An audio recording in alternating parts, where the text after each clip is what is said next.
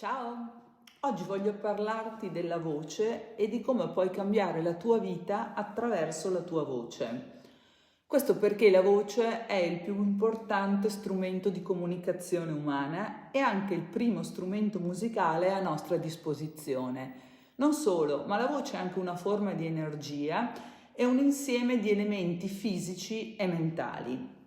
Infatti la voce è al tempo stesso linguaggio del corpo, emozione, ragione, inconscio, istinto, tecnica, interpretazione. È la conseguenza di un insieme di numerose manifestazioni psicofisiche e pertanto capire la voce permette di arricchire e rinforzare la consapevolezza in noi stessi.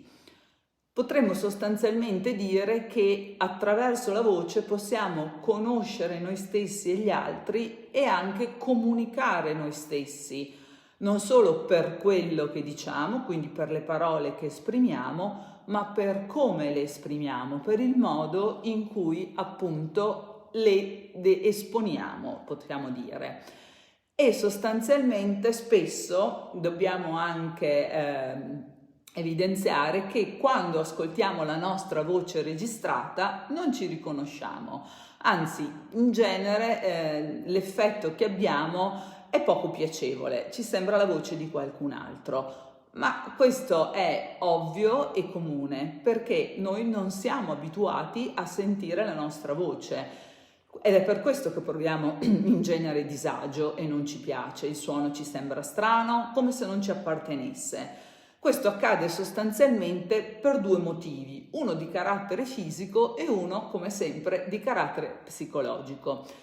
Quello di carattere fisico è determinato dal fatto che il suono della voce registrata arriva all'orecchio esterno attraverso l'aria, come qualsiasi altro suono, e quindi passa dal timpano e lo fa vibrare fino ad arrivare al cervello. Mentre quando ascoltiamo la nostra voce mentre parliamo, il suono praticamente viene emesso anche dalle vibrazioni ossee interne e questo sostanzialmente dà vita a due effetti diversi. Il secondo motivo, appunto, invece è di natura psicologica. Questo perché noi non siamo abituati ad ascoltarci dall'esterno e sostanzialmente quindi non ci riconosciamo. Abbiamo la sensazione che sia qualcun altro, come se ci guardassimo allo specchio per la prima volta o una volta ogni 10 anni. Sostanzialmente vedremmo qualcuno diverso da quello che ci aspettiamo. E come sempre la componente psicologica è di estrema importanza. Quindi per superare questo fastidio che spesso proviamo per la nostra voce registrata, l'unico modo è appunto ascoltarci più spesso, così come facciamo guardandoci allo specchio. Quando lo faremo più spesso sembrerà normale, così come sembra normale la nostra immagine. Perché però è importante la voce a livello emotivo e a livello appunto di comunicazione? È importante perché, come il corpo, la voce non mente, ma ha la capacità di andare oltre il linguaggio, di andare oltre le parole, oltre la semantica ed esprimere ciò che forse nemmeno noi siamo consapevoli di far trasparire, ciò che nemmeno noi talvolta vorremmo far trasparire. Quindi, come lo sguardo, come la postura, anche la voce spesso anticipa e tradisce la nostra volontà, essendo appunto espressione del nostro inconscio. È noto infatti che si dica spesso non importa ciò che dici, ma come lo dici, perché il tono è spesso molto più importante e significativo del contenuto stesso. Quindi al di là del linguaggio è il timbro della voce a esprimere qualcosa di gran lunga più profondo delle parole e infatti è spesso proprio il tono della voce a tradire per esempio una bugia. In questo senso possiamo dire che la voce supera il linguaggio. Questo perché? Perché il timbro della voce è il risultato di corpo e mente e racconta a suo modo la nostra storia. Infatti, non a caso, è un marcatore ancora più accurato e specifico, la voce, delle nostre impronte digitali, perché sappiamo appunto che è unica. Ognuno di noi ha un timbro di voce proprio personale che lo contraddistingue, unico come unico è il nostro DNA. La voce, tra l'altro, è molto affascinante perché è qualcosa in fondo di sfuggente, no? Nello istante stesso in cui la palesiamo, la stiamo già perdendo. E quindi sostanzialmente è qualcosa di eterno e di effimero al tempo stesso. Ed è espressione anche del nostro stile e del nostro carattere, perché attraverso la voce noi in fondo esprimiamo qualcosa appunto di profondo di noi, no? Di come siamo, del nostro stato emotivo, del nostro stato mentale, ed è per questo che migliorare la nostra voce può migliorare non solo la comunicazione, ma può migliorare anche il nostro modo di essere percepiti all'esterno, la nostra immagine stessa, quindi il nostro carisma, il messaggio che stiamo veicolando, e anche sostanzialmente può modificare noi stessi, quindi ha un ruolo, modificare la voce, che non è solo volto all'esterno nei confronti degli altri, ma è anche un lavoro per noi stessi, possiamo dire. Un qualcosa che ci permette di andare a migliorare noi stessi, a migliorare la sicurezza che abbiamo in noi stessi, le nostre capacità di leadership e anche di crescita. E sostanzialmente questo perché ci permette di lavorare sullo stato di calma piuttosto che su uno stato appunto di allegria o di benessere.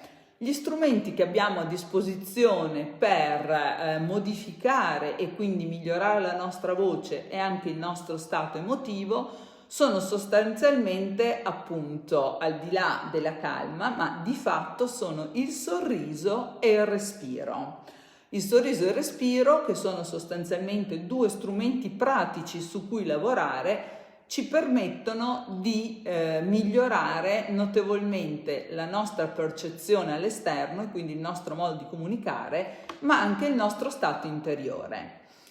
La calma invece sostanzialmente è una tecnica che possiamo imparare ad utilizzare ed è fondamentale perché parlare, esprimerci con calma ci permetterà di avere maggiore autorevolezza e anche a indurre in noi stessi uno stato di tranquillità.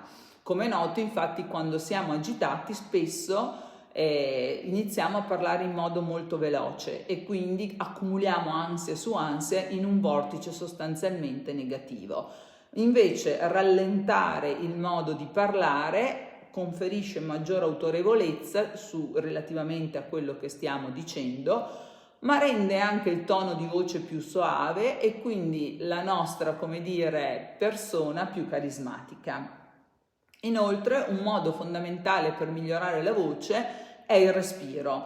Fare respiri profondi, sostanzialmente, invece che respiri corti ed affannosi, aiuta ad avere un buon tono di voce, una buona espressività vocale.